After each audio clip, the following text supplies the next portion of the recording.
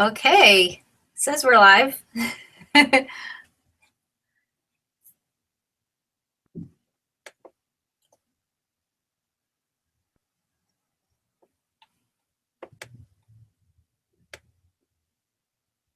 evening, you guys. Hang on just a second. We're working out a couple of little bugs here.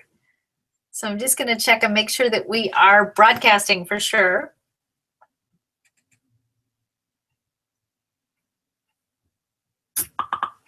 And we are broadcasting. All right, good. So this is a great week, kind of a nice quiet week in between the holidays and the new year. And I've been sort of casting my little net out there, asking people, what do you want to talk about? And I had done a little broadcast on raising children by design and what children really need by design. And somebody asked me, can we do a little talk about reclaiming your inner child? And I thought, well, that's a topic I've never talked about before, but certainly one that we could discuss in the context of parenting and certainly in the context of human design. So this is a little bit of a different topic, but certainly a really important and a really powerful topic that we're going to be talking about tonight. So we are flying solo tonight, or I'm not flying solo, but I'm flying without Cindy tonight, and Kristen is joining me tonight.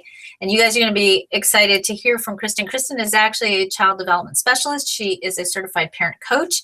She teaches parenting by design programs. So she's going to be my right-hand wing woman tonight, and she's going to help me just make sure we get all the tech right, and she's going to also maybe answer some of your questions if you have any specific parenting questions. But this talk isn't just about parenting. So let's get started. Again, you can post your questions below the presentation. So if you keep scrolling down the Facebook page, you'll see that, that there's a comment section below the broadcast. So keep scrolling down and you can ask any questions that you have.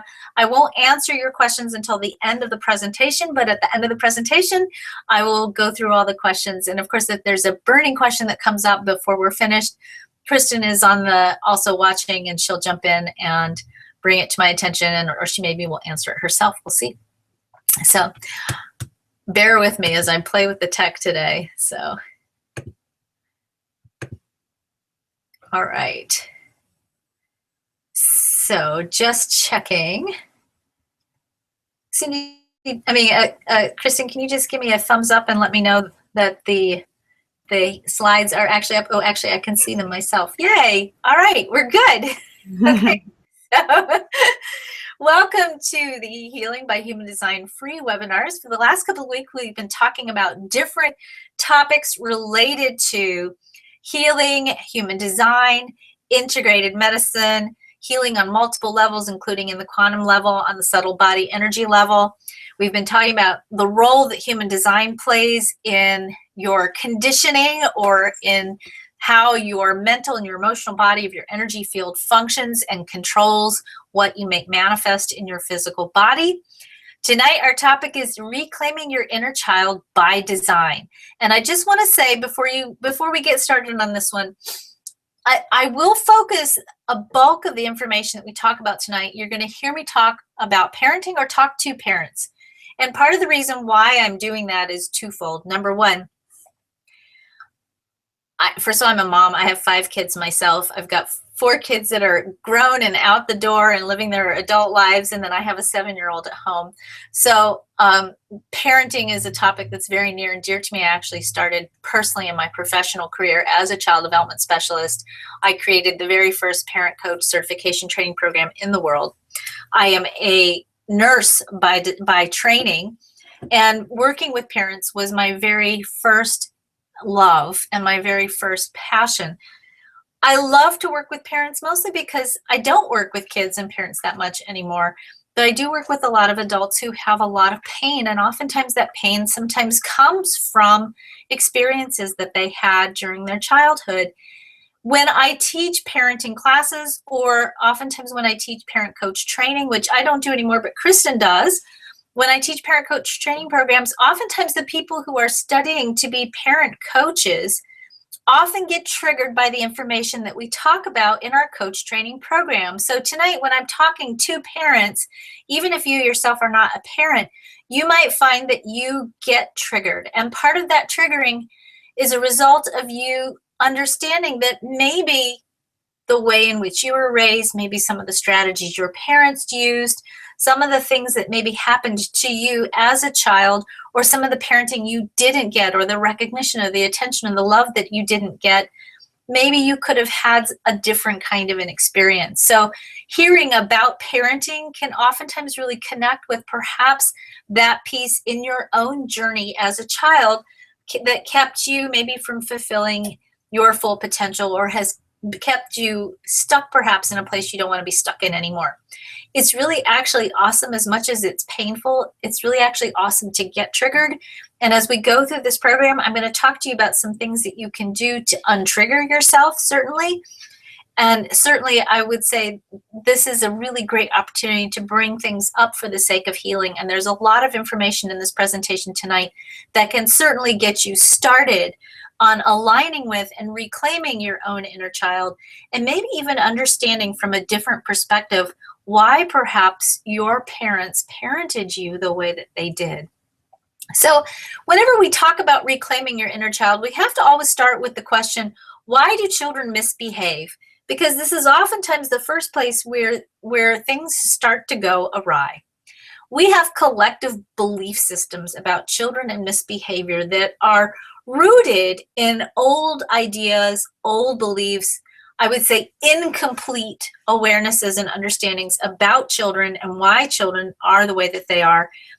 Some of the basic beliefs that we have about why children misbehave include children misbehave because they're spoiled, they misbehave because they're bad, they misbehave because they're just like their mother or their father, they misbehave because they're jealous or they're needy or they're whiny, etc., or clingy.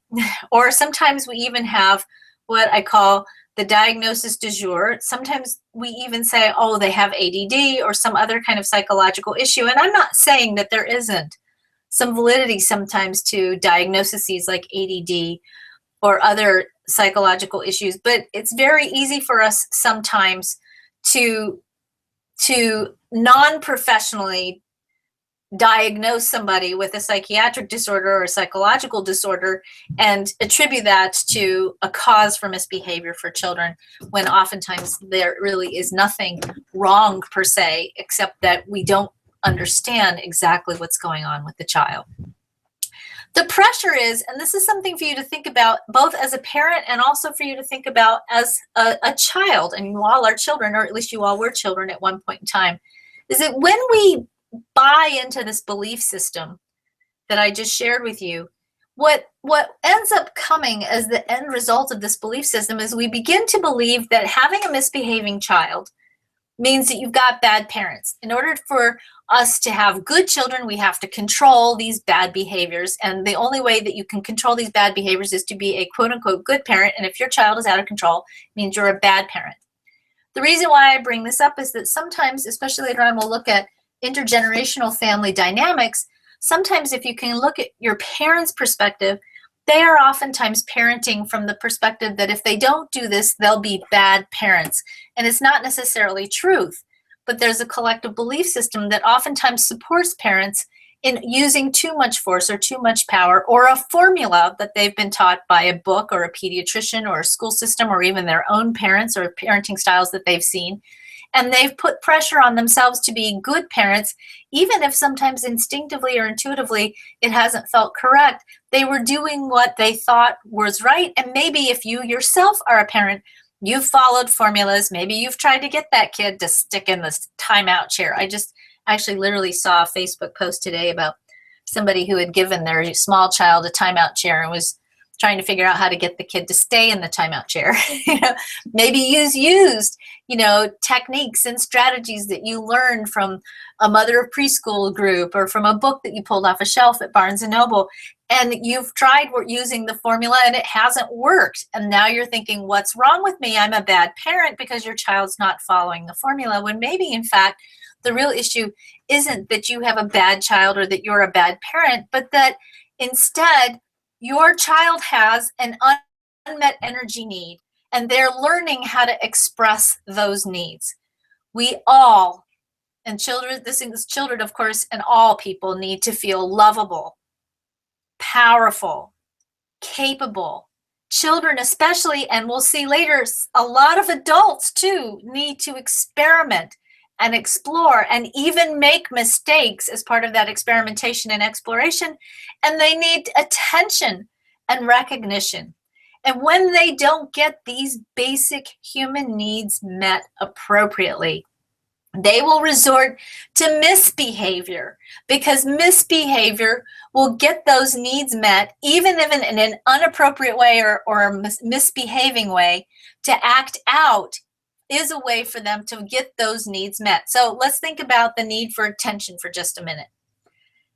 Let's say you are a person who needs a lot of recognition and attention. In a minute, we're going to look at energy blueprints, and I'm going to show you where in human design, some people have a higher need for attention and recognition. They genuinely need to have attention and recognition to activate their energy.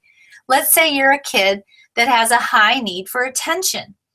And if you're not getting those attention needs met appropriately, you might resort to getting inappropriate attention. Maybe you are the kid in the back of the room who's always throwing spitballs or staring out the window or not listening to the teacher, because that getting in trouble feels like attention to you. And for children especially, sometimes negative attention can be better than no attention at all. So when you don't get your needs met appropriately, you tend to misbehave. Each child, and this is true of adults too, we all get our needs met in different ways, depending on our unique energy blueprint or our human design. And just for the sake of this being an introductory seminar, I know a lot of you are familiar with human design, but if you're not, let's talk for just a minute about what exactly is human design. And if you do not have your human design chart, if you scroll up on the page that you're watching the presentation on, if you scroll up on this page, you'll see, if you scroll down on the page, on the bottom left-hand section, just beneath the webcast that you're watching right now, there's a little button that says get your free human design chart and free ebook. And on that left-hand side, underneath the Healing by Human Design report, you can click on that orange button and submit your information for a human design chart. We actually hand run your charts for you because it's really important to us that we make sure we've got them accurate and correct. So submit your data, and our team, members of our team, will actually hand calculate your chart for you and send it to you with a free report. So what exactly is human design? It's a cutting-edge personality assessment tool that's practical, simple, reliable, and ultimately life-changing. Human design is a synthesis of Eastern and Western astrology, the Hindu Chakra System, the Judaic Kabbalah, the Chinese I Ching, and quantum physics. Once we get your birth information, we will send you a chart that looks like this. Sometimes this chart is referred to as the body graph. Okay, this is actually Oprah Winfrey's chart, and it'll give you little bits, lots of information. But for all intents and purposes, for this presentation, we are going to be looking at the body graph, which is the triangle with the little human profile in it.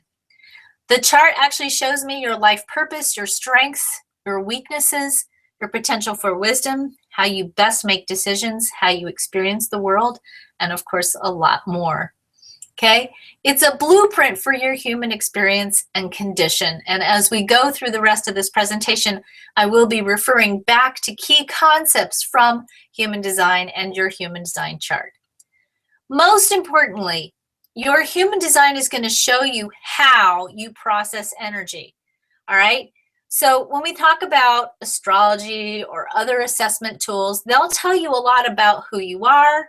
They'll tell you some about your life purpose, but they don't give you the hardwiring to how you process energy. Everybody processes energy differently. In human design, there are 5 unique energy types. Underneath that, there is a lot of diversity even within those 5 types. I have been doing this work since 2000. I have run through my business over 35,000 charts over the last few years. I have done over 7,500 readings, and I will tell you, I have never seen an identical chart except for with twins. Every single chart is different, so everybody has their very own unique configuration. So when we talk about how you process energy, the way you process energy is going to be very unique to you. And if you are parenting a child, it's really important that you understand how your child processes energy, because knowing how that energy flow works, what you're here to experience, what you take in from others, what you give out to others, knowing where you're sensitive, knowing where you sense and feel other people's energies, knowing what you're here to do and how you're here to do it. All of that's in that chart. And when you have that information about a child, it allows you to really serve from a parenting point of view as a steward or a sacred guardian for this child's energy. And it allows you to teach your child as they grow and unfold and evolve under your care, how they can best activate their energy so that they can step more fully into expressing their authentic self. And most importantly, so that they can feel lovable, feel valuable, feel powerful, so that they can trust themselves, so that they know how to make the right choices for them individually. So they can understand their emotion and their emotional energy, which, by the way, is the most creative energy that we have, so that they can be who they were designed to be. They can be their authentic self, so that they can be courageous, so fear doesn't stop them from doing what they came here to do, and so that they can stay and feel energetic, vital, and healthy. Each person goes about living these 9 key energies in the way that's right for them. And as a parent, when you can give your child the ability to really live out the highest element of these 9 key energies, they will be resilient in the world. If you did not get an opportunity to understand how you process your energy in the way that's right for you, you yourself might be struggling with some of these 9 key elements or 9 key places. And the truth is, if you're not functioning high in any of these 9 key areas, it's going to impact every aspect of your life, including your relationships, your finances, your physical health. Everything in your life that you're manifesting is going to be filtered through these 9 key areas. These are actually called the 9 resiliency keys in the Healing by Human Design system. And they are the entry points for healing in reclaiming your inner child. To reclaim and heal your inner child, you have to be living out the highest elements of these 9 energies. And we'll go more into that as we move along. When children learn to process these 9 energies in a healthy way, they become strong, resilient adults, as I said before.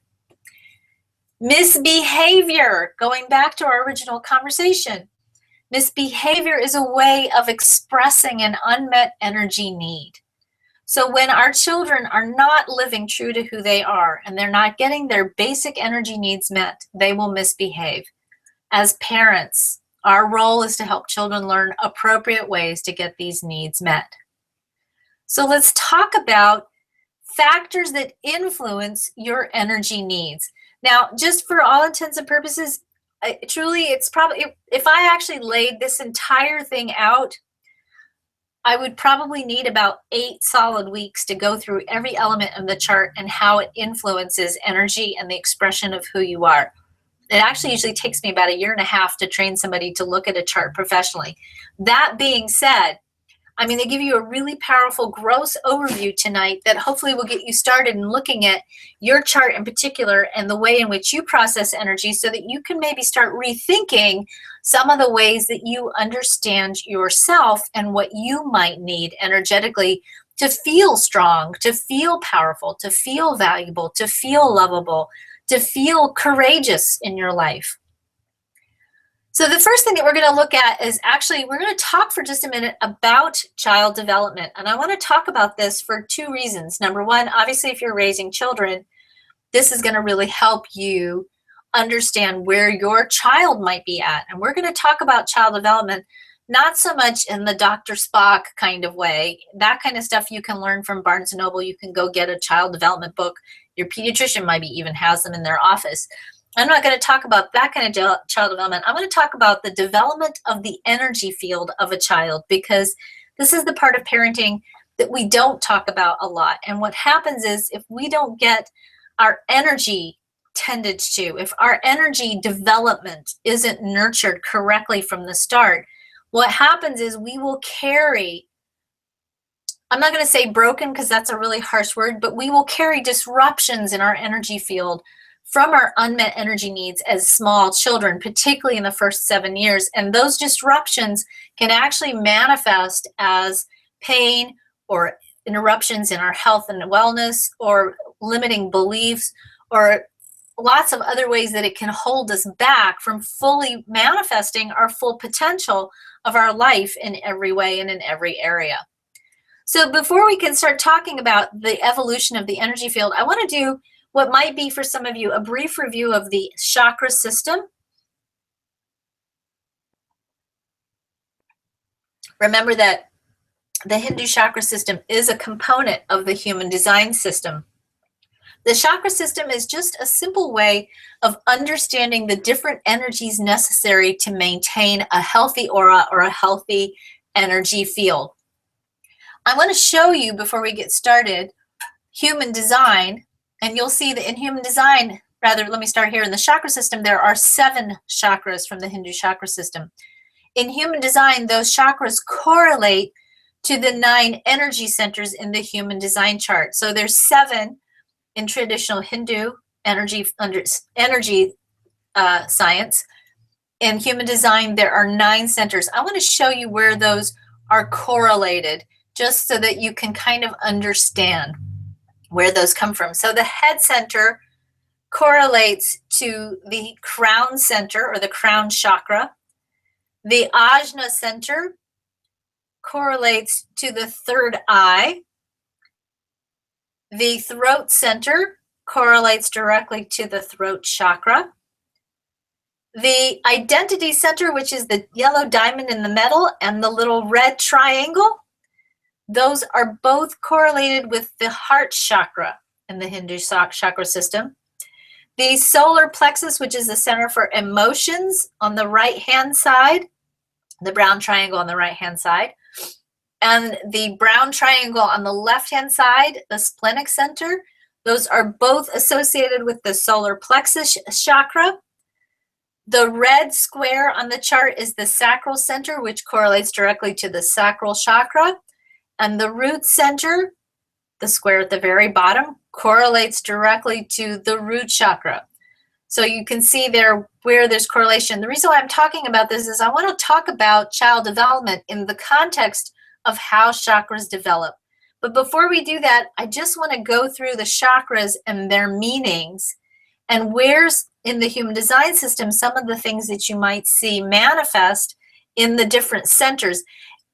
I'm not going to get too much into you looking at your chart and going, oh, I have this brown or I have this white just yet. I will get into that a little bit more towards the end of the presentation. For now, I just want you to think of the human design chart as being a map. And as we go through the Hindu chakras, and then after I go through these chakras and tell you what they're about, I'm going to go actually talk about how they develop in children in the first 7 years. I want you just to look at the bolded letters at the bottom, because that's going to tell you what issues those correlate to in human design. So the root center is the bottom or the lowest chakra. It is associated with financial status, money, security, safety, and family of origin issues. In human design, it's an energy center that, when it's not operating properly, can often result in the experience of pressure and stress. The sacral center, if you remember, that is the red square on the human design chart. The sacral center is physical desires, creativity, life force, and work. In human design, it's associated with the theme of not knowing when enough is enough. It's associated with physical vitality. And of course, the other side of that is burnout, which actually is what we talked about in our last Healing by Human Design free webinar. It's also a place where there is a deep sense of inner wisdom. It's a very powerful direction-finding energy for those of you who are generator types. The solar plexus center, which is the two big triangles on the right and the left of the chart. The solar plexus is your personal power and your intuition. In human design, these are the two energies that are associated with self-trust, emotional wisdom, and courage. The heart center, which is, again, the little red triangle and the diamond in the center of the chart, the G center and the will. The heart chakra is associated with direction, love, service, self-worth, and spiritual maturity. In human design, we often will see these two energies closely associated with lovability and self-worth. And you'll see here, this is actually the G center in human design. I'm showing you this because the G center is the center for love and direction in the human design chart. There's a little bit more to it in the Hindu chakra system because it also has the self-value piece with it. But I'm showing you this because I want you to see that from a parenting perspective and even from your own life perspective, you are designed to take a direction in your life that is in alignment with the quality of love that you have for yourself, with the quality of power that you feel in your life. How empowered are you? With the quality of safety and joy and comfort you feel with expressing your authentic self through your unique contribution to the world. And by the way, your unique contribution in human design is not about what you do. It's about who you be. The more you are being who you are designed to be, the more you are expressing the truth of who you are, the more you are the contribution to the world. What the G Center shows us is that your life will take you in the direction that you need to go until you can master forgiveness in your life, that you are not designed to hold on to grudges and take them with you year after year after year. Good thing to think about at the end of 2016. You are designed to take your direction in life from a deep connection with spirit. You are designed to take your direction in life so that life will take you in places where you can experience full health and vitality. You are designed to be fully supported in doing whatever it is you came here to do, or most importantly, for you to be who you came here to be. You are designed to be in fellowship with man, with others, and to make a contribution that's not only for your own good, but for the greater good of the whole. When you are living in balance with all of these energies, because this diamond in the center of the chart, which is part of the heart chakra, when you're in balance with all these energies, your life is going to naturally take you in directions that bring you a reflection of where you are with these energies. If you are not doing your work, if you're not doing your inner work and your own journey of self-discovery to bring out the highest elements of these energies, your life's going to bring you into directions that help you discover through lessons and experiences what you need to learn so that you can continue to grow with these energies. It's not always so easy.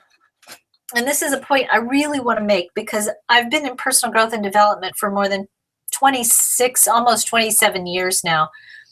And literally my entire adult life, this is what I've done. And what I have seen over the course of my life is I've seen a lot of people teach.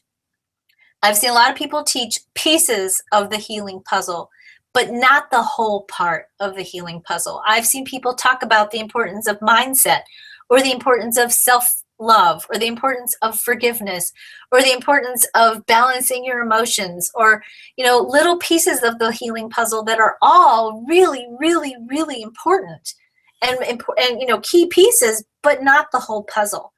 And the truth is, for the whole puzzle to be complete, for you to really be taking yourself in a direction in life that's going to really help you create an amazing life that is a true reflection of who you really are, you have to tackle all of these 8 energies here. You've got to tackle the 9 resiliency keys that I talked about earlier, and you've got to do it in the way that's right for you, in addition to clearing things that are on a genetic and an epigenetic level and on an energetic level.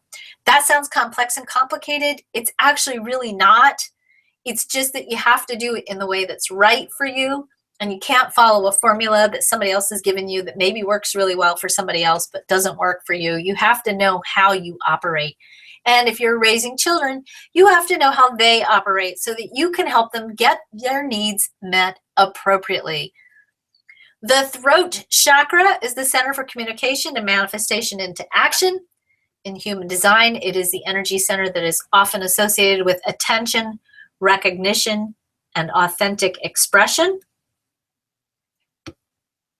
The third eye, or the ajna, is often associated with, or the third eye chakra is associated with knowing, and oftentimes spiritual knowing.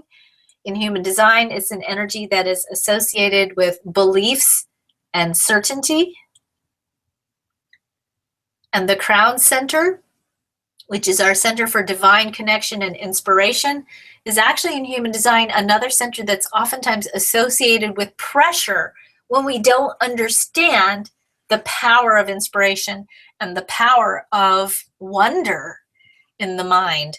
So why is this important to talk about in the context of reclaiming your child? Let's talk about chakra development in children. The first thing that I want to point out to you is that from birth to 7 years of age, the aura is not mature. So children, babies, are born with auras or energy fields that are not able to metabolize or digest earth energy. Okay, so when babies are born, they are very, very delicate energetically, and they have a difficult time digesting the energy of the earth. They need to be in a consistent aura of an adult caregiver because they will sit inside your aura. When you're holding a baby, you actually are sitting in the adult's aura, and the adult aura acts as a shield and helps the baby or the small child, this is birth to 7, helps the small child process earth energy frequencies so that they can stay grounded and healthy and present. When children do not get the presence of that loving adult and attachment parenting and frankly breastfeeding if possible, and I'm a nurse by training, and I was actually a midwife for years, so I know sometimes breastfeeding doesn't work. But for the most part, breastfeeding does work. It's important to breastfeed for long-term. The actual nipples are minor chakras associated with the heart chakra, and they actually are energetic plug-ins. It's not so much about the breast milk, which is of course important, but it's also about the energetic plug-in of a small child on the mother's breast. And actually, if you look at the global worldwide weaning age, globally, the worldwide weaning age is 4.5 years. That's an average. That means there are some children who are nursing longer, which makes sense if you think about the aura not being mature till 7. And of course, there are obviously some children who are not nursing quite as long. But children need that intimate physical connection, whether it's through breastfeeding or just through being held and being fed. They need to have a touch point or a place where they can connect. As they mature, they're obviously not constantly hanging on to you physically, but they need to be able to come back and process energies that they can't process with an immature aura and in a young age. If you don't get that protection, you don't have consistent access to adult auras that offer you a consistent base of love and connection and energy, it actually causes disruptions in the maturation of the energy field of a child. And I'm not going to get too much on my soapbox, but this is a big place where I have big thoughts about this after, as I said, working for years and years and working with people and working with families in the beginning of my career. When we take children and we warehouse them in childcare settings where they do not have adequate access to adult care, adult nurturing, physical holding and hugging and nurturing, it will not only affect their neurological development, and actually research shows very clearly that small children need, and if you're a parent, start keeping tallies on your refrigerators of this because this is mind-blowing data. Small children need 46, that's 40 times 10 plus 6, 46 positive physical connections a day. 46 hugs, rides on your knees, doing pony rides, cuddles, snuggles, kisses on the forehead, 46 contacts a day, positive contacts a day. in order for them to grow optimally neurologically. Okay, so the brain and the neurobiology of a child matures optimally when they get hugs and they get held and they get kissed. Okay, energetically, if you don't get those 46 connections, it not only makes it hard for your brain, it's actually not good for your energy field either, and your aura and the energetic template or the blueprint for your physical health and well-being will be disrupted. And that disruption can actually manifest as illness. It can manifest as limiting beliefs, blocks, difficulties in connecting with others, difficulties with self-love, difficulties with self-worth, any of these other 9 resiliency keys that we talked about. It can create disruptions in feeling good and beautiful about who you are. So when we talk about raising small children especially, we really have to go back and say, okay, what was the standard when you're reclaiming your own child? What was the standard of childcare for you? What was the accepted norm? Sometimes they're just extenuating circumstances that happened in the course of your development that has nothing to do with you not being loved by your family, but maybe there was a financial issue, or maybe a parent was sick or something happened and you did not get that sustained energetic connection. If you didn't, it doesn't mean it can't be healed, cleared, and aligned. It absolutely can. It's just that you need to have awareness of it so that you can really get in there and tackle what happened. By the way, just a really quick aside, human adults need 14, and again, keep a tally of this on your refrigerator, 14 positive physical contacts a day. That's hugs, etc. 14 positive physical contacts a day to stay healthy. Okay, so are you getting 14 hugs a day? We laugh about this and we make fun about this, we make little videos about it, but people actually genuinely need hugs and cuddles. All people do, even grown-ups. So if we're on the cusp of the new year, make that your New Year's resolution that you will start getting 14 hugs a day. Keep a tally mark on your fridge. I promise you, it's not so easy to get 14. All right, at birth, a child has a large crown chakra and a small root. The root center is about being rooted to the earth. They have a small root, so they're not really that grounded on the earth. And oftentimes small children, babies, are still deciding to stay, whether they're going to be connected and stay on and fulfill their life mission or not. They sleep a lot and they're traveling actually energetically out of the large crown chakra or out of the top of the head because they're still being encoded with their divine mission or the energy imprint and the energy blueprint of what they're here to do. From the first to the second year of life, the crown chakra or the head center grows smaller and the root center grows bigger. They start to decide to stay here. They have a small opening at that point of the heart center and a large solar plexus chakra. And if you've ever been around small children, they're all about feelings. And that solar plexus chakra is all about feelings and instinct and even also fear, that instinctive fear that comes up. And small children will be afraid. And they will be emotional. And again, remember, they're new here and their energy field does not process energy the way an adult energy field does. So they get scared or they start to have big feelings. They need to run back to mama or daddy or whoever's taking care of them, because being in your aura is not just about getting a hug and being spoiled. It's that in your aura, they are able to process this energy that they cannot process yet by themselves because their energy field is not mature. From the second to the third year, we see the continued large solar plexus chakra. This is the power center too, all right? And the beginning of the opening of the third eye. So they begin to have spiritual sight, or they begin to see clairvoyantly, as well as the opening of the sacral chakra, which is also sometimes called the sexual chakra. So you'll see it's very normal for 2- and 3-year-olds to do sexual exploration because they're really getting into these body parts because this part of the body is being woken up. They also have this open third eye, so they start to get afraid of things under the bed or afraid of things at nighttime, because they're seeing beyond what they see with their regular physical eyes.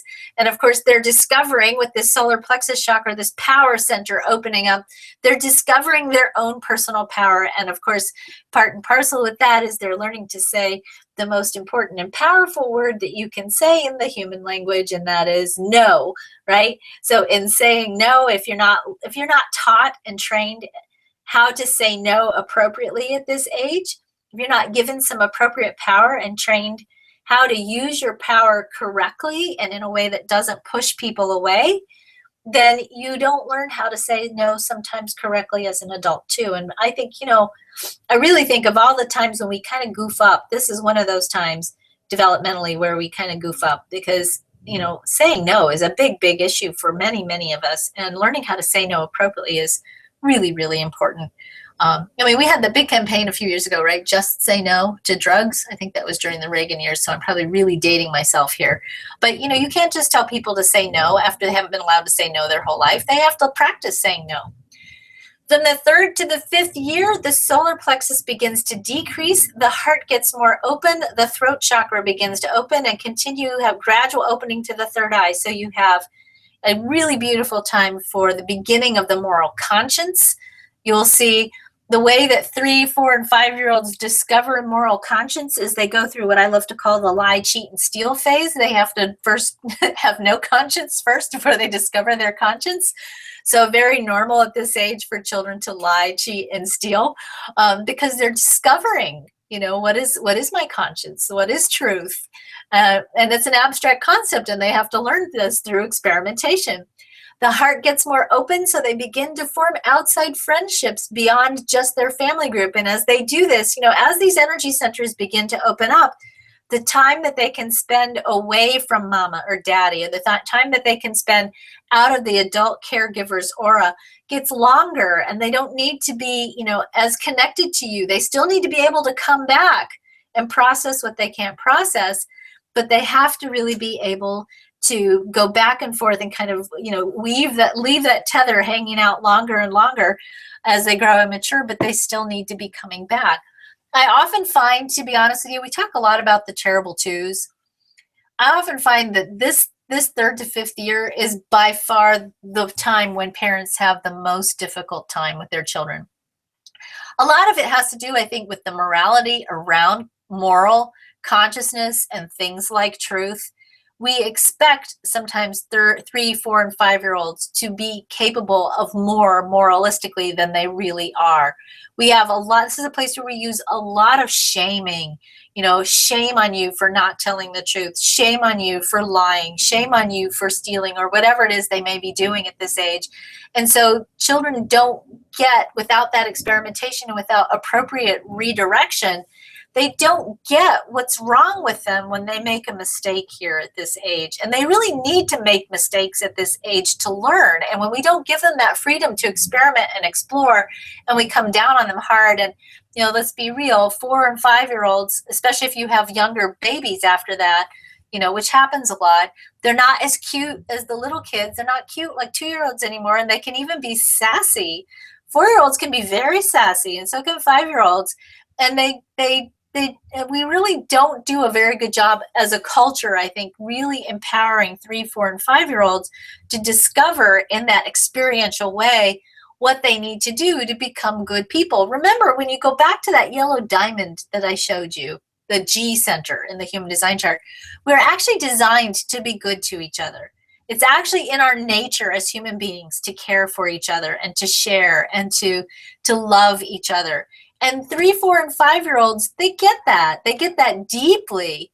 And yet, when we shame them and they're confused about what did I do wrong, and they're not given appropriate redirection, they start to not only feel badly about who they are, they oftentimes get confused about how do they show up for other people in a way that's good. So 5, 6, and 7, the sacral shrinks to a balanced size. So a lot of the power struggle sort of starts to go away.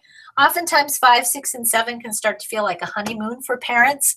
Energetically, the tether between the adult caregiver and the small child is really starting to be let out.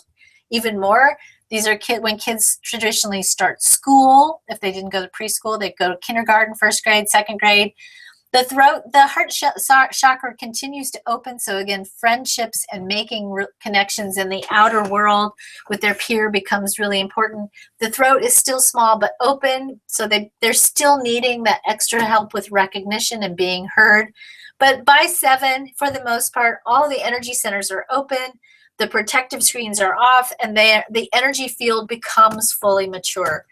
But it's a long journey, that birth to 7 years, and it's a journey that really requires a lot of extra nurturing and understanding, and most importantly, helping children discover appropriate ways for them to get their energy needs met so that they're not resorting to misbehavior as a way of getting their needs met in a mistaken way.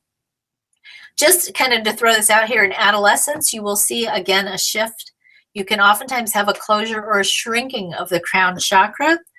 Some of you may have raised children or you yourself may have been a very spiritual child and felt like during your teenage years you lost that, or you lost that connection. It usually reopens around 17, and any spiritual connection that has seemingly been lost can be regained in later adolescence. The heart chakra can be out of balance and a little bit large during adolescence. Of course, again, it makes sense given the explorations that we do as adolescents. So sometimes, there's really not much you can do to combat it. You don't really want to combat it. It's not a problem. But just, again, operating with awareness that this may be the case of what's going on here, and to not see it as a problem, but to just recognize that the heart can be a little bit out of balance.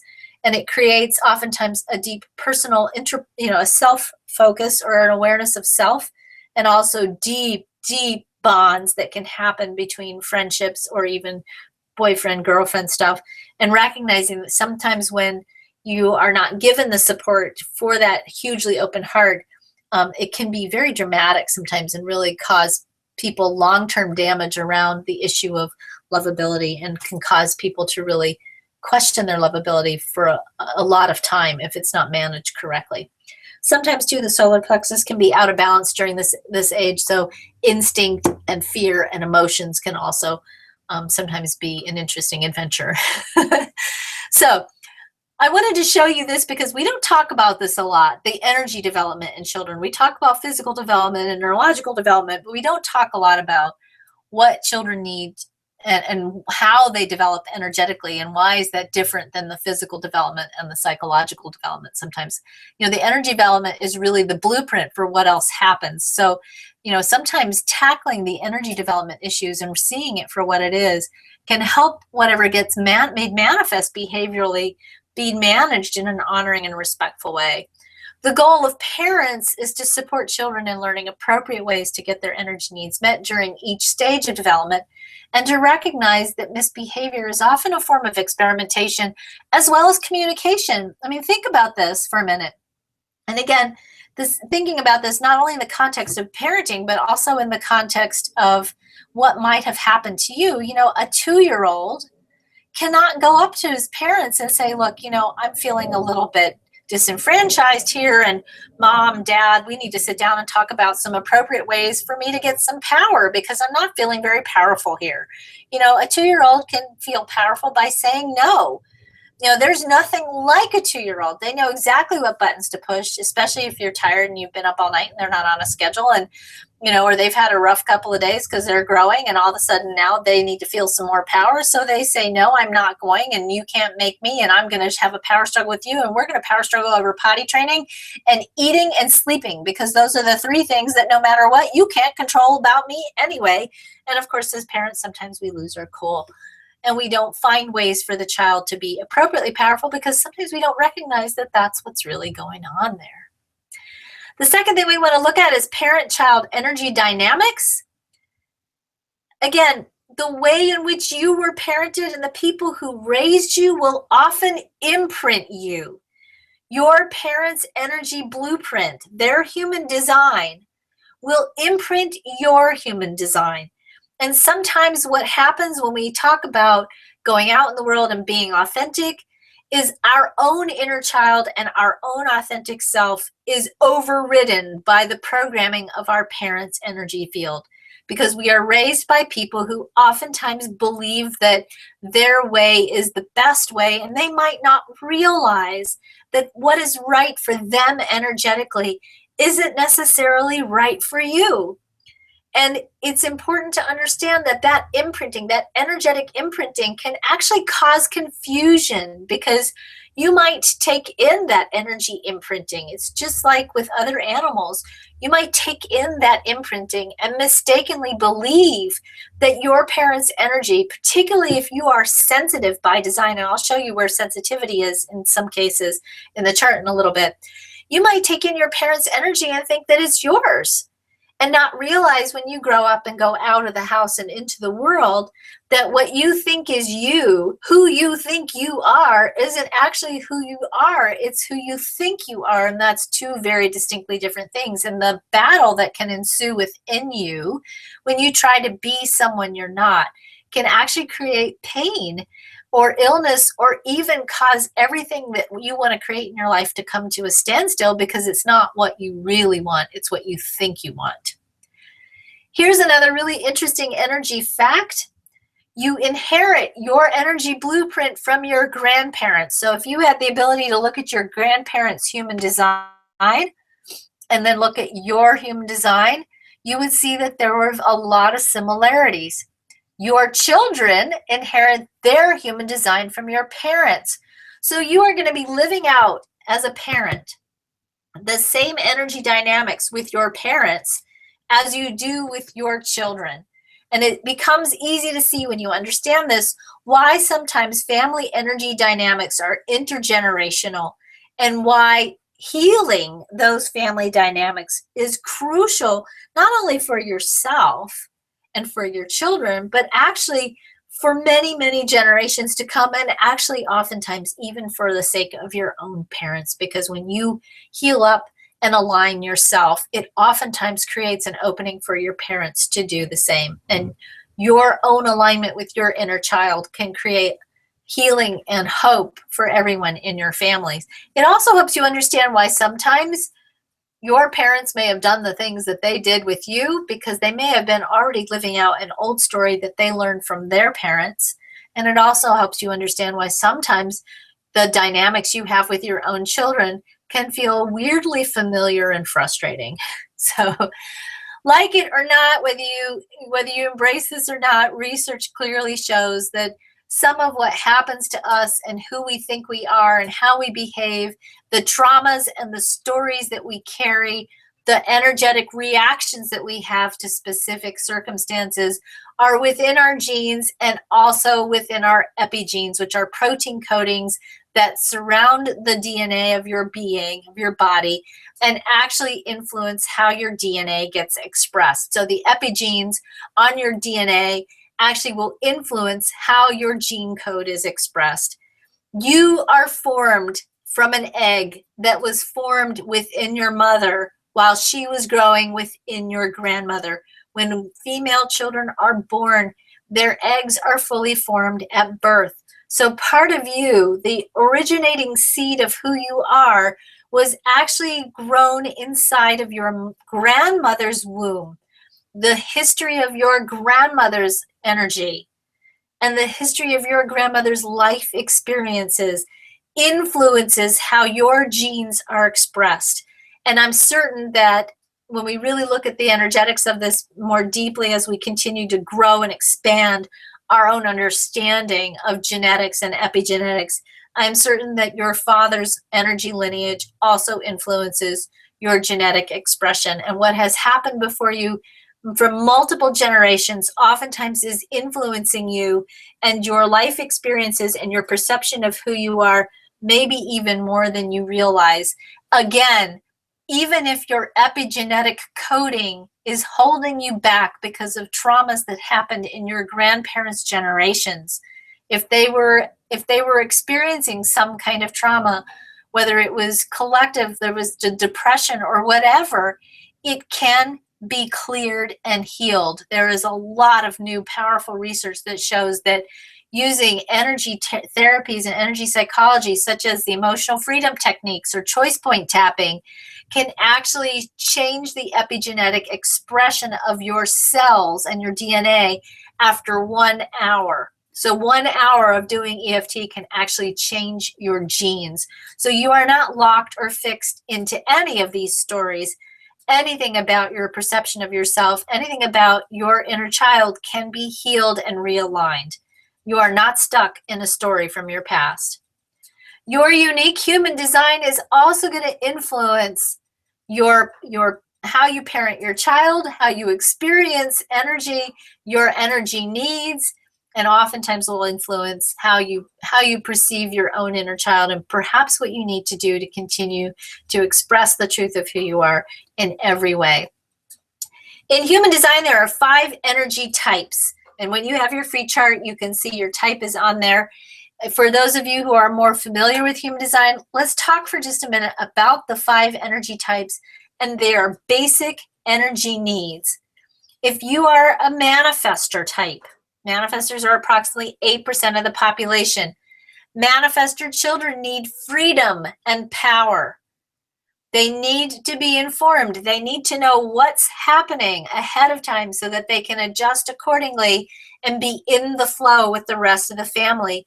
And they need support to manage anger in their lives. And it's not necessarily that they are always the one that's angry, but they may be experiencing anger from the world around them because they are so powerful and they need so much freedom that they defy a lot of the traditional formulas of raising children. These are kids who are going to be just fine, thank you very much. They could probably be raised in the forest by wolves.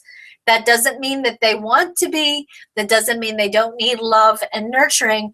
It's just they do need extra freedom and extra power. And if you are dealing with a manifestor child, you have to be really creative and aware in how to raise them in such a way that they don't lose connection with their own inner power so that they can grow up and continue to be the powerful initiating forces that they are.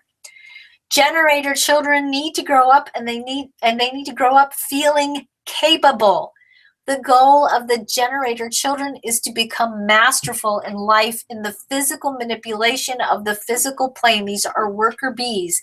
These are people who are here to work on the physical plane in the traditional way that we think of as work, and people who are here to find their right work. Generators need recognition and attention to activate their energy. If they are not given appropriate recognition and attention, they can't get activated and they can't figure out what they're supposed to do and how they're supposed to do it. They need to be asked yes or no questions, not told what to do. And they need extra support to manage frustration, because if they don't learn how to deal with frustration, they oftentimes can quit and get into patterns of quitting and not being able to reach mastery. Manifesting generators, that's approximately 33% of the population, need freedom, power, and a sense of their own capability. Again, they also are not here to be told what to do, but they are here to be asked. Okay, so they need to be asked yes or no questions. They also need support to manage frustration so they don't quit. And they also need to be able to learn how to manage anger, because manifesting generators can get very angry and frustrated because they move very, very fast. They oftentimes need a lot of extra help getting out their energy because they've got to wear themselves out every day. The projector types really, really, really need recognition and attention, lots and lots and lots of it. And they need to feel precious and valuable.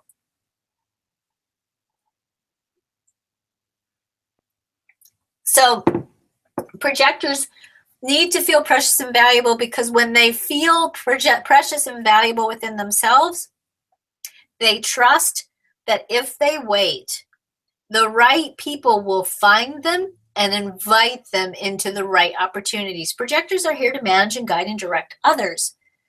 For them to make the right decisions in life and for them to be in the right place in life, they have to be invited or recognized. If they don't wait for recognition and attention and they leap into opportunities without waiting, they can burn themselves out and push other people away. and they can become bitter. If they are deep and strong in their own sense of how precious and valuable they are, then they can trust and wait for the right invitations and not just take invitations because they got one, or sell themselves short, or push out of desperation to be seen and ultimately inadvertently push people away. They also need a lot of space to talk because they have to talk through their decisions before they know what's true and right for themselves. And if they don't have the opportunity to talk through what they need to talk through, they don't have an opportunity to get clear, and they can get confused about what's the right thing for them to do and what's the right direction for them to go in life. Reflectors need time and attention and recognition and consistency. Reflectors take an enormous amount of energy in from the world around them. If they don't get an opportunity to understand how they are experiencing energy from other people, they can easily merge with other people and be unclear about what belongs to who or whose energy are they experiencing. And consequently, they can very easily go in directions in life that will take them away from what's correct for them rather than towards what's correct for them.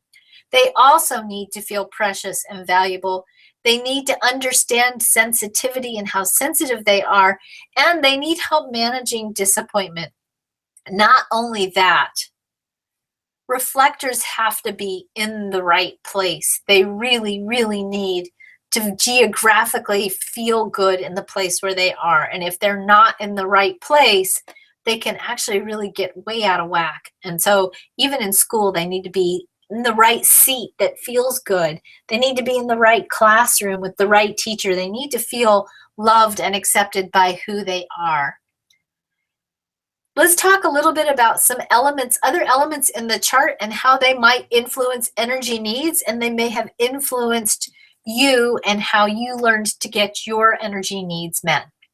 If you have an open or a white throat center, in human design, anything in the chart that's white, we call it open. Anything on the chart that's open is where you're taking energy and information in from others around you. So you will be taking energy in and amplifying it, and you will be experiencing that energy in an amplified way. If it's colored in, it has its own different set of adventures. But in this particular case, let's talk for just a second about the open or the white throat center. If you have an open or a white throat center, you need extra support with attention and recognition. And if you didn't get that as a kid, you may have learned to overcompensate by getting inappropriate attention or talking so much that people don't listen to you because you don't stop talking and you can't listen. Or interjecting your brilliance into places where people don't appreciate it and don't value it, and consequently get yourself hurt from sharing things that you need to be saving for people who really value the beauty of who you are. If you have a G center connection to the throat center, and this can be red, and black, or checkered. Anybody that has a direct connection, a channel colored in from the identity center or the G center to the throat center, is exceptionally vulnerable to criticism. Remember that the G center is the seat of the soul in the chart. It's the identity. It's who you are. It's who you be. When you speak directly, when you have a direct connection from the G to the throat, you speak from who you be. And it is anytime you open your mouth, you're exposing the heart of who you are to the world. And as such, you need to be protected because there's an extra vulnerability there. And when you make that vulnerable expression to the world and people criticize you, or they don't value you, or they shut you down, it can oftentimes create what I call the turtle effect. People with this configuration will crawl deep inside themselves, and it will take them an awfully long time for them to come back out again. I do apologize. We're running just a little bit over, but I'm hoping I'll be done within the next 5 to 8 minutes. I know it's late at night, so I appreciate you guys hanging with me. The G center, the open, when the G center or the diamond in the center is white, there is a tendency to question your lovability. And when you're raising a kid with an open G center, this is a kid that needs extra love and attention. This is the kid, whenever you punish them, or you not punish, but whenever you enforce a consequence, this is a kid that they're immediately, as soon as you enforce a consequence, will say, you don't love me. And they will have an energetic default pattern of questioning their own lovability. It's already a vulnerability in the chart. When you have a child that has this open, you need to be aware that this is a child that's vulnerable to doubting their lovability. So be extra mindful of not ever undermining that lovability to the best of your ability.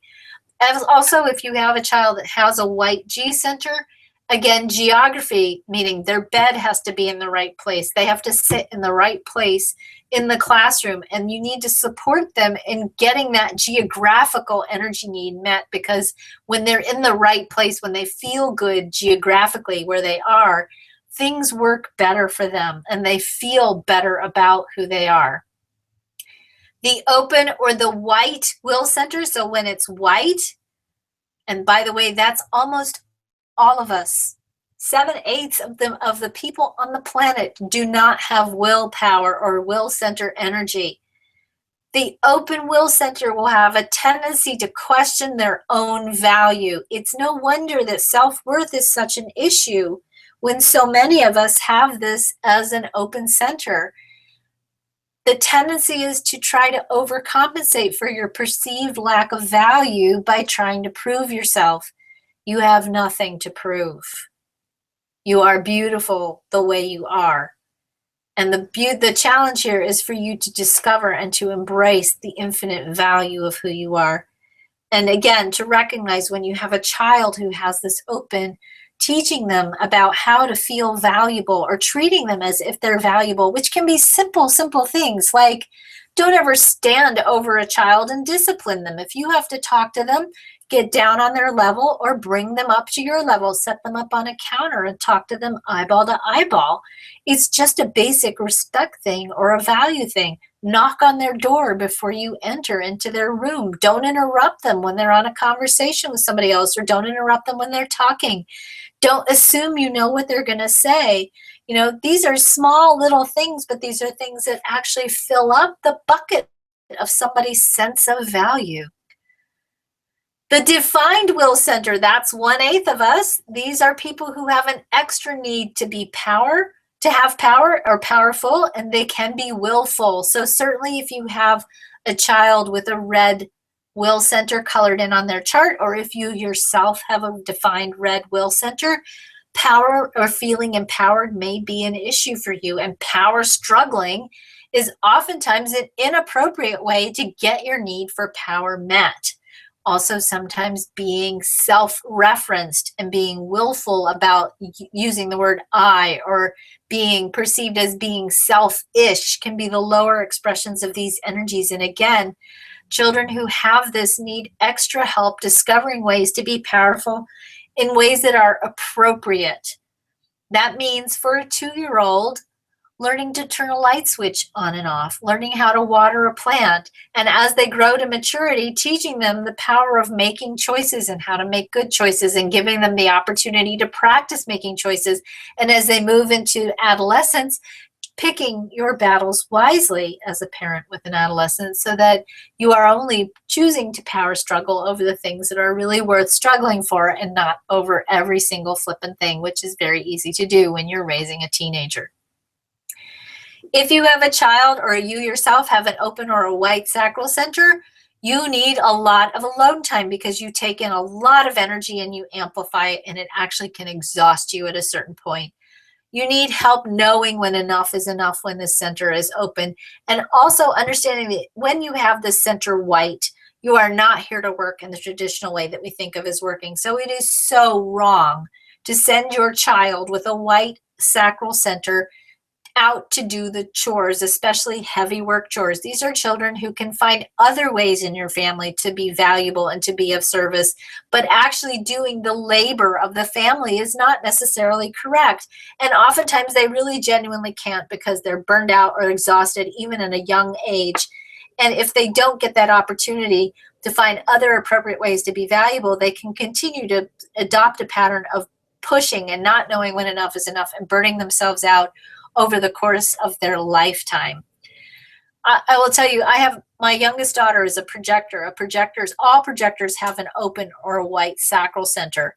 She's my only projector child. My other children are all generator types, so they all have this colored in. She has not a very different quality of energy, and she needs one day off a week. We call it her pajama day. Every Saturday is her pajama day. And on Saturdays, she stays in her pajamas all days, and she just hangs out at home and sometimes even takes a nap. She does not have the same endurance and the same punch of energy that the other kids had. And it's totally appropriate for kids with this energy center open or white to need to have extra downtime or extra time to sleep. Oftentimes these kids need to go to bed before they're tired because they need to just be able to lie down and discharge the energy that they've picked up over the day because they're sensitive energetically. They need that lying down cycle in their sleep because it allows them to decompress and release this energy so they can actually sleep better. They do better with their own space oftentimes in their own bedroom just because they will be so deeply sensitive to other people's energies. If you have a child with either an open root center, that's the one on the right, or an open head center, if any of these two centers are open, these are kids that oftentimes will feel extra pressure or extra stress, and they will feel like there's the stress of the world sitting on their shoulders. So you want to be really mindful with these kids to not put additional pressure on them because they usually already feel plenty of pressure all by themselves. If you have a 3rd or a 6th line profile, you'll see on your human design chart, there's a little fraction. It looks like a fraction. There's a little fraction that's called your profile. Usually it's on the bottom of your chart, not up at the top like in this image. Your profile tells us a lot about your learning style. If you have either a 3rd or a 6th line in your profile, meaning if you are a 1-3 profile, a 3-5, a 4-6, a 6-2, or 6-3, or a 3-6, you absolutely need to make mistakes, and you need to learn by doing. You also need to be allowed to try it and quit it. And if you're not allowed to quit something that you try, it can actually cause you to become afraid to try things because you don't want to get stuck in things that are not good for you. And if you get stuck in those things, you don't get to learn how to experiment and explore. All right? So you need to make mistakes. If you are a parent who's a perfectionist or a parent who won't allow you to experiment or explore or make a mistake, it can actually squash your capacity to learn. Sensitivity. Sometimes we have kids that are just really, really sensitive, and that sensitivity can oftentimes cause them to change their behavior to keep everybody else happy. They don't want to make a wave. They just want to do what's good. They're the really good kids, and we think, oh my God, this kid is so good, and we think we're good parents because our kids are so good. But what's really happening is this kid is so sensitive, and they don't want anybody to get mad at them, that they will do whatever they need to do to keep everybody happy, oftentimes at cost to themselves. If you have a kid who has the gate 19, these are kids that are often super sensitive. These are kids where the seams of their socks will bother them. If you make a mean face at them, they'll cry. They don't, if you change the brands of detergent on their clothes, they'll break out in a rash. They will be very sensitive to animals, to other people's energies, to the environment around them. They're not making it up, folks. They are very sensitive, and being respectful and honoring of that sensitivity and not belittling it or poo-pooing it or teaching them to shut it down because they're being ridiculous is not respectful and actually causes them to turn off one of their greatest gifts, because these people can be highly intuitive and sensitive to other people and ultimately can go out in the world and teach the world about intimacy. And if they don't get to learn how to manage their sensitivity correctly, it can actually be a very dangerous, anxiety-provoking thing for them at times. Also, if you see somebody that has, or you have a child that has the triangle on the right, the solar plexus, it's colored in brown on this image, but if that's white, an open solar plexus on somebody's chart, they are empathic, and half of us are, by the way. Half of us are actually sensing and feeling other people's emotional energies, and if we don't understand that's what's happening to us, it's very easy for us to tailor our behaviors to keep everybody happy or to avoid truth and conflict and not be honest with other people about what we need and want, and can create, again, a lifetime of issues of not feeling safe to express your own needs and wants. Inadequacy or overwhelm, which oftentimes can be manifested by the phrase, and if you're a parent, you may have heard this phrase before, I can't, right? If you have a child that says, I can't, it's often because they're feeling overwhelmed or inadequate. Overwhelm and inadequacy can happen when you have the anything going on in the spleen on the left. I actually did a whole seminar on fear. If you go back and you watch the replays, there's a whole replay on this Facebook page about fear. Go ahead and watch that one because it goes deep into what's happening in this triangle on the left-hand side of the chart that keeps us stuck in fear and inadequacy. Also, not everybody's logical and linear by design. If you have a child that has a lot of the sensing circuit colored in on their chart, these are children who are very right brain dominant and they don't process logically and linear. And frankly, the school system is not set up to meet their energy needs at all or to teach to them in a way that helps them feel competent and powerful. So if you have a lot of sensing circuit, you need extra help managing your overwhelm or perhaps a sense of inadequacy so that you can learn how to take your creative, delicious, magnificent, holistic self and work with that self within a logical world without giving up who you are. So let's talk briefly about how do you heal your inner child. This is a vital first step. If you're going to be a parent, I encourage all of you as parents to heal your inner child as part of your own parenting journey, and certainly your children will give you an opportunity to discover perhaps where you may have wounds or perhaps where you might be triggered. But it's very important for you to be the parent you want to be, to also work on your own inner child issues. You have to release stored and old traumas from the body and from the energy field. Our bodies and our auras hold on to these energies, as we talked about. There are just some basic things that you can do. These are things that we actually use in the Healing by Human Design system. We use choice point tapping, which is a form of EFT, which again, as I said, not only releases stored and old traumas from the body, it actually can reprogram your DNA. Flower essences, essential oils, subtle energy therapy, and genetic and epigenetic programming can all help with releasing stored and old traumas from the body. You also have to redefine the story of your life experiences. Do this, let's just do a short experiment here for a minute. For just a minute, I want you to think of your mother. Just think of your mother for a minute.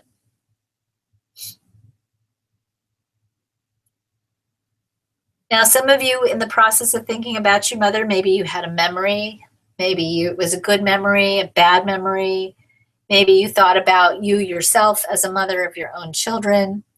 Mother itself is a very neutral thing, okay? Mother is just a word. It's not a thing. It doesn't, your mother doesn't even necessarily exist in your head. Your mother might be in another part of the country. Mother is just a thing. But when I said the word mother, it actually triggered a photon storm in your occipital lobe in your brain, which stimulated the production of neuropeptides, which stimulated a flow, a chain reaction of biochemicals in your body that created for you either a memory or an emotional response. It's you and the story, the meaning that you attach to the word mother that created out of light, photons are light, out of light, a physical manifested experience in your body, in your mind, okay? Your belief systems, your perceptions of your story create your life experience. To heal your inner child, you have to redefine the story. And oftentimes I find that just understanding your human design and how you're operated and why perhaps you're so sensitive is a huge, huge part of redefining the story of your experiences. But here's just a quick exercise for you to take home and explore. If you have a particular story in your mind, maybe a story about, I can't have any money because my family didn't have any money, or I can't have any money because my mother would always raid my piggy bank, or I don't have any good relationships because I never saw what a good relationship looked like. Whatever the story of your life experience might be, I want you to just journal with it. And I want you to ask yourself the following questions and just write your answers here. Not here, do this later when you have some time to really dedicate to this, because this is a big process. I want you to first of all write your story. What happened? And then I want you to look at that story from your point of view and to really ask yourself, is everything that you perceive in that story absolutely true? And then I want you to ask yourself, how does that story make you feel? What is the emotional energy around it? And then ask yourself, what was the bigger purpose of that story? What did you learn? How did that story help you grow and define and become who you are? These questions, which actually you may recognize as being very similar to the questions that Byron Katie uses in her Process the Work, these questions are actually directly derived from the top 3 energies in the head center in the Human Design chart. And I will post a link to a recording you can listen to if you're more intrigued by this. These questions actually allow you to tap into the quantum field of possibility, and through questioning, allow yourself to perceive and sense and collapse into your physical reality, or manifest into your physical reality, a very different story than perhaps the story that you are experiencing right now.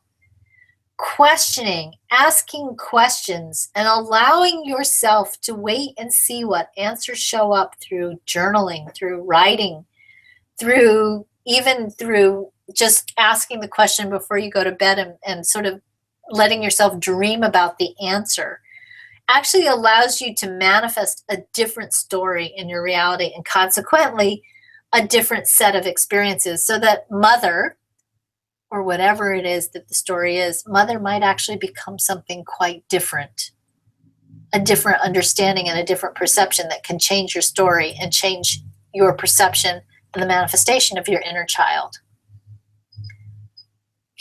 Okay. All right. So last but not least, as I said, I find that healing your inner child is really powerfully and effectively done simply by getting to know your Human Design chart and your personal energy needs. If you want to learn more about Human Design, or you want to look more at how you can bring out the authentic expression of your inner child, please visit healingbyhumandesignsystem.com. You'll see that on that website there are lots and lots of beautiful, well-trained practitioners who are available to help you work through some of your inner child issues along with your Human Design, using integrated quantum techniques based in esoteric sciences as well as modern sciences, quantum science, and neuroscience. Also, if you scroll down beneath the presentation above the question section, on the right-hand side, there's actually a link there where you can click and find practitioners. Get your free Human Design chart if you don't have one. You also can go to my Amazon page. On Amazon, I have a book available, Understanding Human Design. It's a great, great book to help you walk through all the little pieces of your chart and start to understand yourself more deeply. I do also just want to tell you, I have kind of a unique opportunity coming up this next weekend on January the 7th. I am teaching an all-day live webinar. So this will actually be interactive. It won't be just me talking. We'll actually get to talk to each other, called Alchemy by Design. This is a powerful program where I'm going to talk about what's up for us next year, 2017. We're going to look at the energetic trends for 2017. We're going to look at quantum physics. We're going to look at epigenetic reprogramming, subtle energy therapies, as well as manifesting tools to help you clear whatever might be standing in your way and keeping you from living an amazing life. So it's a great, great program. You have homework to complete before the class, and then during the class, we're going to go deep into knowing what you want, looking at your belief systems so that you can really make sure that you don't have any belief systems that are keeping you stuck. What kinds of actions do you need to take? How do you take action in the way that's energetically aligned with who you are and your authentic self, and what you need to do to make 2017 a really powerful and amazing year? It's a healing program. It's an aligning program. It's an empowering program, and really allows you, teaches you, and shows you, and gives you the support to create real magic in your life. You know, we are not designed to suffer. We're not designed to be broke. We're not designed to be miserable. We're not designed to be unhappy. We're not designed to be lonely. We're not designed to be anything less than amazing. So I really want to invite you to join me and make 2017 an absolutely amazing year. I am going to give you until January 3rd, and you guys are the only people who are getting this at this point. This coupon actually expired last week, but I'm extending it for you guys. I'm giving you $100 off the tuition. It's normally $197. You may register for $197. I'm sorry, forgive me, bad math. It's regular priced $197. With the $100 off, it's $97. So $97, just you need to enter the coupon code ALCH, that's short for alchemy, ALCH 100. And actually, if you go to the Facebook page, you will see that the opportunity to register is right underneath where you see the presentation. You can see register for Alchemy by Design class. If you click on that orange button, then you can enter the code and get $100 off. So that's more than half off. So, all right, I now have to figure out how to get back to the screen. Am I back, Kristen? Can you see me? Yes, I can see you. Yay! Awesome. Yes, I see me too. Okay, good. All right, do we have any questions?